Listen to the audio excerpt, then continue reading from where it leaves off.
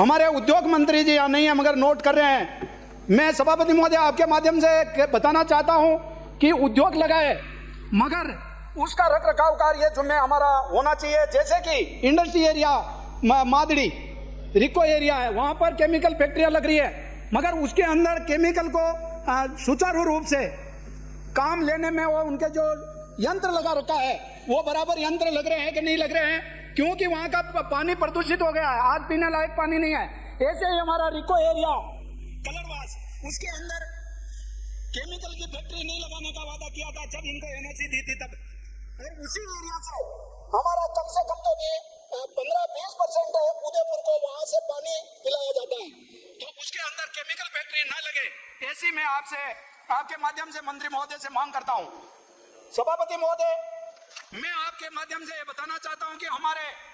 यहाँ industry area तो लग रहा है, जगह जगह लग रहे हैं, मगर हमारा कच्चा माल दूसरे प्रदेशों में जा रहा है और वो भी इसी राजस्थान में भी यही रेट है और दूसरे प्रदेश में जा रहा है तो वो भी यही रेट है। इसकी वजह से हमारी सैकड़ों इंडस्ट्रीज जो ग्राइंडिंग यूनिट है वो बंद हो गई है और कुछ बंद होने के कगार पर है और हजारों जो श्रमिक हमारे युवा बेरोजगार हो गए हैं, जो काम कर रहे थे वो घर पे बैठे हैं। तो मैं मंत्री महोदय से आग्रह करता हूं कि ऐसा कोई इनको ऐसा बीच का रास्ता निकाले जो हमारा उद्योग भी चले और बेरोजगारों को रोजगार मिले और दूसरे प्रदेशों में भी माल जाए। मैं आपसे आपके माध्यम से मंत्री महोदय से ये कहना चाहता हूं कि हमारे लघु उद्योग ऐसे लगे जो हमारे ट्राइबल एरिया के अंदर जो वनवासी भाई बहन जो आदिवासी रहते हैं उनके पास केवल और केवल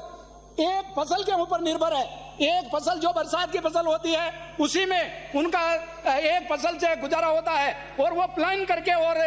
दूसरे प्रदेशों में मजदूरी के लिए जाते हैं। अगर लघु उद्योग हमारे इस इंडस्ट्री एरिया की तरह हमारे ट्राइबल एरिया में लगेगा तो वास्तव में हमारे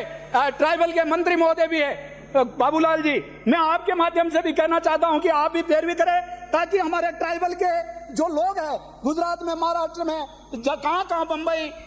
उड़ीसा, कर्नाटक, कहां मजदूरी के लिए जाते हैं तो हमारे को रोजगार मिलेगा तो हम प्लान नहीं करेंगे। माननीय सभापति महोदय, वन विभाग के हमारे मंत्री महोदय को बताना चाहता हूं कि वास्तव में वन विभाग के अंदर जो अधिकारी पूर्व सरकार के अंदर जो मनमानी की जो अधिकारी वास्तव में हमारे जो ट्राइबल एरिया के अंदर बची हुई आदिवासी बस्तियों में रोड की एनओसी नहीं देते हैं, वहां पर हमारे न तो आने जाने का साधन है और जो मरीज अगर बीमार हो गया तो उसको खाटले में यानी कि चारपाई में या झोली में लेकर हॉस्पिटल तक आते हैं। जैसे हमारे नाकाफला यहाँ उमेड़ा और चांसदा पंचायत के बीच का एक गांव है, 100 साल पुरानी बस्ती है, मगर वहां पर 2013 से 18 के बीच में हमने रोड का पैसा दे दिया था, मगर वन विभाग के अधिकारियों ने पूर्व 5 साल के अंदर कुछ नहीं किया और वो पैसे लैप्स हो गए।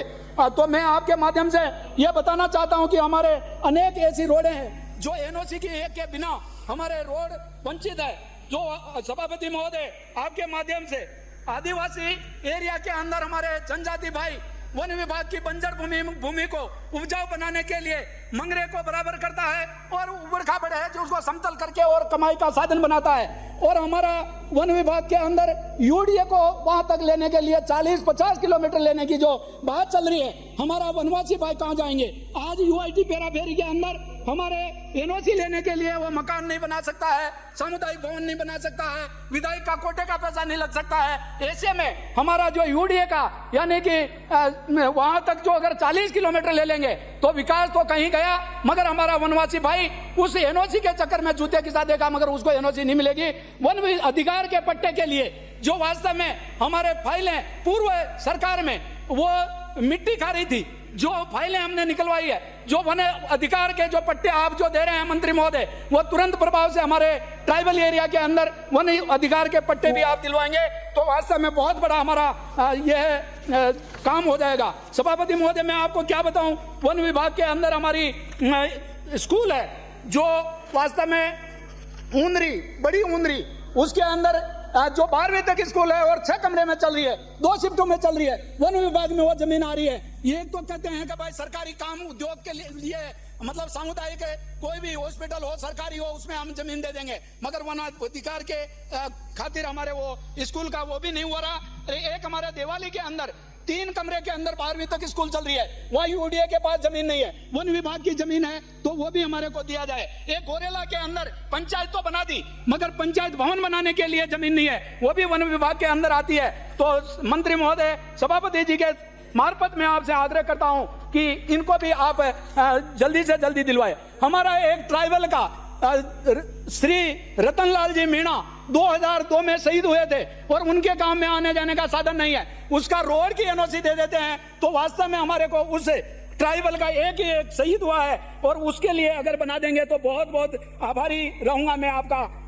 आभार व्यक्त करूंगा। सभापति महोदय, समय कम है, मगर मैं आपको बताना चाहता हूं कि हमारे मंत्री महोदय जो वहां पर उदयपुर के अंदर चीरवा का कांटा में जो आप उद्घाटन करने के लिए आए थे, उसका जो मैं आपको बताऊं कि वास्तव में गुलाब जी भाई साहब जो हमारे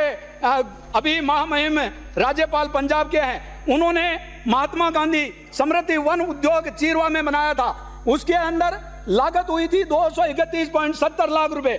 231.70 लाख रुपए, और उसके अंदर आय हो गई है, पर्यटक वहां पर आ चुके हैं। ऐसे ही इस मेवाड़ जैव विविध पार्क और पुरोहितों का तालाब, इनमें कुल मिलाकर 7,54,980 पर्यटक वहां पर आ चुके हैं, और आय हुई है 4,55 लाख, और इसमें टोटल खर्च हुआ है 3,80 लाख। यानी कि वन विभाग के अंदर भी पर्यटक को बढ़ावा देने के लिए हमारी सरकार ने 2013 से 18 के बीच में जो काम किया था, उसमें वन विभाग के अंदर खर्च करने के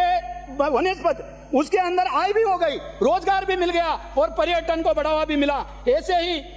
सभापति महोदय, आपके माध्यम से मैं बताना चाहता हूं कि वन जीव अभ्यारण्य सज्जनगढ़ एवं जैविक उद्यान सज्जनगढ़ का विवरण 20,09,83,464 रुपए व्यय हुए थे, और उसके अंदर 75 लाख पर्यटक आ चुके हैं, और 42,15,47,188 रुपए की आय भी हो गई है। ये हमारी पूर्व सरकार की जो 2013 और 18 की बता रहा हूं मैं।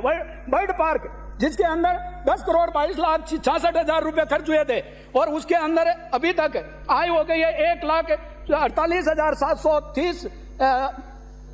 तो पर्यटक आ गए, और 31,99,389 रुपए आपके आय हो गई। बागदड़ा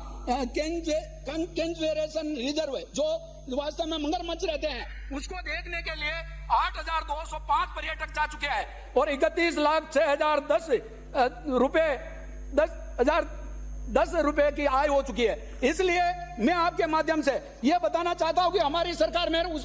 इस पूर्व की सरकार में सभापति महोदय, अब इनकी सरकार के अंदर जो 2018 में हमने पास किए थे 1,08,55,575 रुपए, 5 साल के अंदर ये खर्च नहीं कर सके। हिंगलाज माताजी समृद्धि वन है जो वास्तव में उसके अंदर एक मेरी विधानसभा में काम जो भी पुराना बाकी रह गया था, उसको भी ये नहीं कर पाए हैं। सभापति महोदय, मैं मंत्री महोदय को आपके माध्यम से यही कहना चाहता हूं कि आप बहुत ही जुझारू और आप दौरा भी खूब करते हैं। उदयपुर के अंदर कितनी दफा आया है, झीलों की नगरी भी है, और हमारा पहाड़ी एरिया जो वास्तव में जो अरावली पर्वतमाला है, उसके अंदर जो मेरा एक कालीवास पंचायत है, वहां पर वन तो कुछ है नहीं, मगर वहां पर पर्यटकों की संख्या इतनी है, चाहे सर्दी हो, बरसात हो और गर्मी हो, वहां हजारों की संख्या में पर्यटक जाते हैं। मैं आपके माध्यम से मांग करता हूं कि वहां पर कोई ऐसा संसाधन की उपलब्धता हो जहां पर पर्यटकों को खाने पीने की भी सुविधा मिले और रहने की भी सुविधा मिले, तो मेरा एक बहुत बड़ा डेवलप पर्यटक पॉइंट का हो जाएगा। बहुत बहुत धन्यवाद। जय भारत, जय।